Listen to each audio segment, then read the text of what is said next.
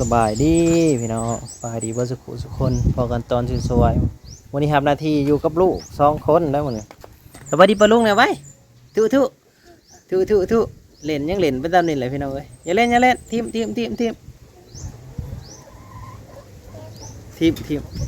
เร็วแล้วทุสบายดีปะลุงอยู่กันกับพ่อวันนี้อยู่กับพ่อ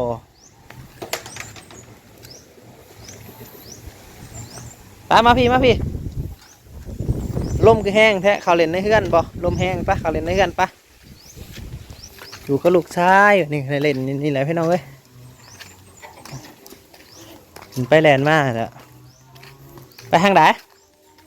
เขานายลมแห้งเหมือนกันมีเขาในเฮือนบ่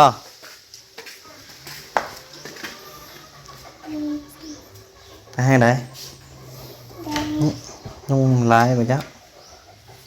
ครับเอามาลมอยู่เนาะก็ได้พามาเล่นในเฮือน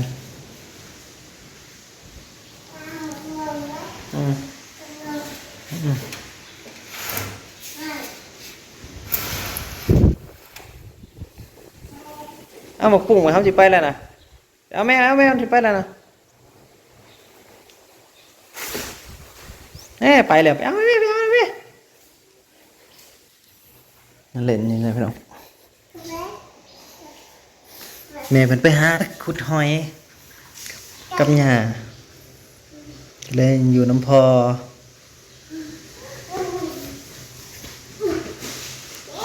อย่างใช้มาหาให้พอตัวหนึ่งเอาให้พอแล้วนะเอาให้พอแล้วมันคือกันเอาให้พอแล้วเห็นว่านะนะพออันหนึ่ง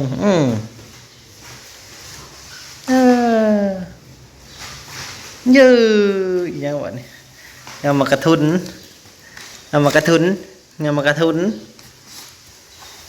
ติ้ง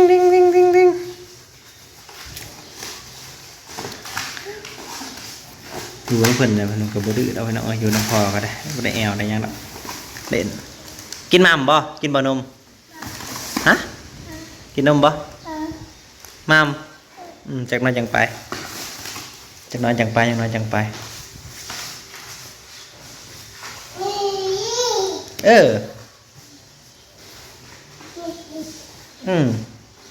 ังติดจุดแต่งานวันเกิดเพิ่นพุ่นแล้วพี่น้องจะไล่อยู่น้ำแม่อยากแอบพี่น้องแต่ว่าอยู่น้ำพ่อหรือว่าอยู่น้ำคนอื่นน่ะบ่แอบได้บ่จักความไปได้เอามาให้พ่อน้ำอันนึงนี่เอามาให้พ่อน้ำอันนึงเอามายิงมันกระตุ้นยิงโอ้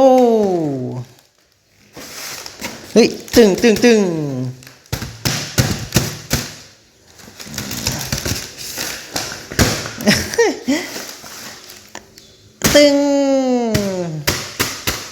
เล่นไปเนี่ยแหละพี่น้องนี่ใช้กับบ่ค่อยงอแงดอกกันอยู่กับพอถ้าเล่นยังกันเล่นอยากกินนมก็กินสบายบ่เนี่ยเพิ่นก็แข็งแรงนะพี่น้องก็ยอมหับอยู่ว่าแข็งแรงแล้วก็อดทนยอมหับว่าอดทนดูเวลาเป็นไข้เป็นยังกับบ่ได้คอยงอแงได้อดทนได้ตัวยังมาบ่เนี่ย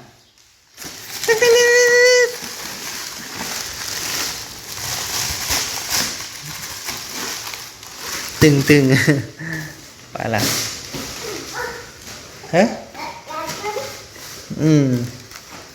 กันเรื่องการเลี้ยงกันดูก็ถือว่าธรรมดาอยู่พี่น้องแต่ว่าสิ่งเดียวที่ว่าอันนั้นแน่คือนอนดึกพี่น้องนอนดึกนี่โอ้เก๋ปัญหาอย่างไรนอนดึกสินอนหน่อยนอนไลฟ์ก็ยังนอนดึกคือเก่าเพราะว่าตอนอยู่ในท้องแม่พานอนดึก23 โมงแต่เราตอบคอมเมนต์พี่น้อง23 โมงฮะบ่ใครก็อย่าดันยุ่งเข้าไปได้ยุ่งสิเขาใช้ธันวานะคนได้ธันวานะมีบอกธันวาบ่นี่นะขี้ดื้อยุ่งบ่ธันวานะบ่ได้ขี้ดื้อโหจะความแต่บ่ได้ขี้ดื้อนี่เต็มเลยเพิ่มเต็มเลยเดี๋ยวพอไปเปลี่ยนให้กินนมพอตื่นแต่เช้าจังน้อยก็นอนแล้ว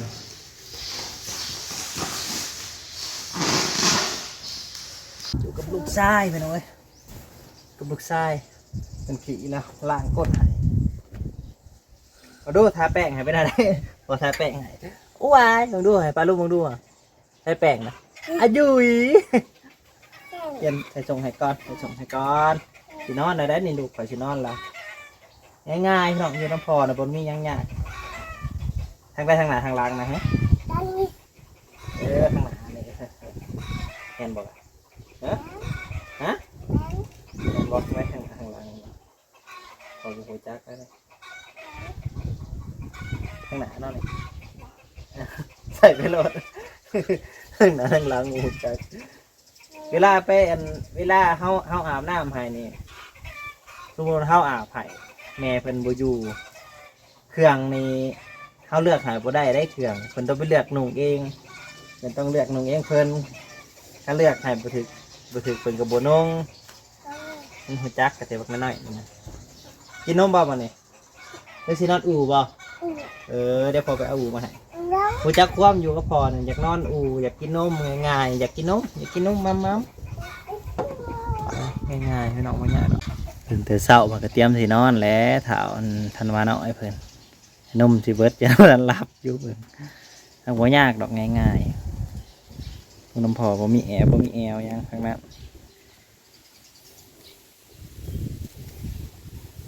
ง่ายๆสบาย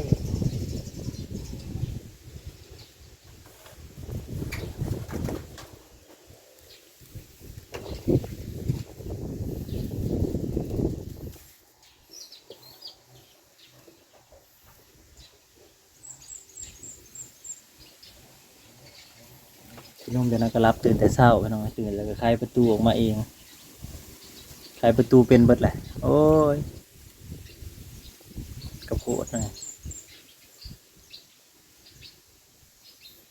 นอนเด้อ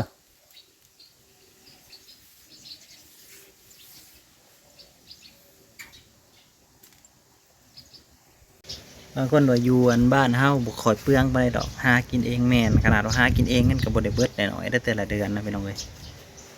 บ่ได้เบิดได้น้อยเงิน10,000นี่จักพอใช้หรือบ่เดือนหนึ่งบ่จักค่าหน้าบ่จักค่าไฟค่าอยู่ค่ากินเนาะ10,000ก็10,000นี่จักพอบ่พอนะแต่ละเดือนน่ะเฮาบ่ได้ไล่ว่ามันเบิดเท่าใดก็แทบว่าเงินเดือน YouTube ที่ได้มา2ช่องเนี่ยนะแทบว่าเกือบบ่เหลือบางเดือนก็เหลือดำพันบางเดือนเหลือ2,000เหลือ3บางเดือนที่ว่ามันแน่ก็3,000 4,000คันว่าเหลือนะแต่ว่าเดือนนี้คือแบบคือว่าวแหละมันย้อนดูเฮากับบ่หลายคือเก่าเนาะอย่างหนึ่งกับ FC หรือว่าคนที่ผู้เพิ่นเบิ่งรับชมเฮากับเพิ่นก็ไปติดตามข่าวแล้วเรื่องสงครามเพราะว่าเพิ่นก็เฝ้าระวังคือกันเนาะแบบว่า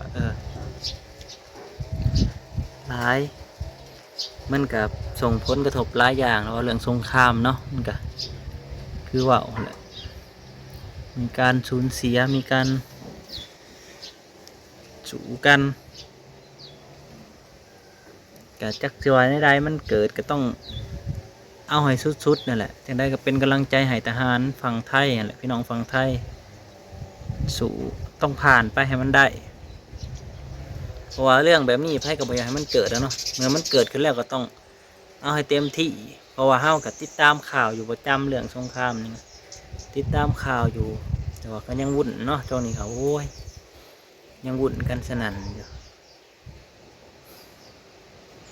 เพราะเรื่องสงครามเนาะมันก็ต้องมีการ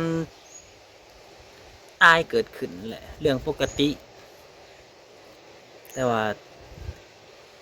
การตายเพื่อชาติหรือว่าพีซีเพื่อชาติมันก็เป็นเกียรติอย่างสูงที่ว่าทหารกะเป็นสู่ปกป้องแผ่นดินเนาะแผ่นดินภัยก็หัก เรื่องธรรมดาละประเทศภัยแผ่นดินภัยไปก็หักไม่แต่แมตหนึ่งกับไพ่ที่อยากหายเนาะเพราะเรื่องนี้นะไพ่ก็หักไพ่ก็หวงแหนจะได้กระสู่พี่น้องฝั่งไทยฝั่งชายแดนเนาะสู่ไปนำกันสู่ไปทางฝั่งลาวกับบ่มียังมีแต่เป็นกำลังใจให้เนาะจะได้ก็ขอบคุณทุกๆคนที่เคยซัพพอร์ตในการดูในการหับชมคลิปมาตลอดก็ได้แต่บ่มียังตอบแทนนอกจากคำว่าขอบคุณหลายๆขอบใจหลายๆเด้อจะได้กระสู่จะได้ก็หายผ่านพ้นไปคุณพระคุ้มครองเด้อพี่น้องเด้ออันนี้ก็ติดตามข่าวแล้วก็ส่งกำลังใจไปให้ลูกคอยก็นอนยับลงเถอะบัดส่งกำลังใจไปให้อยู่พี่น้องเอ้ยติดตามทุกมื้อนั่นแหละข่าวก็ได้ออกอยู่คู่มือ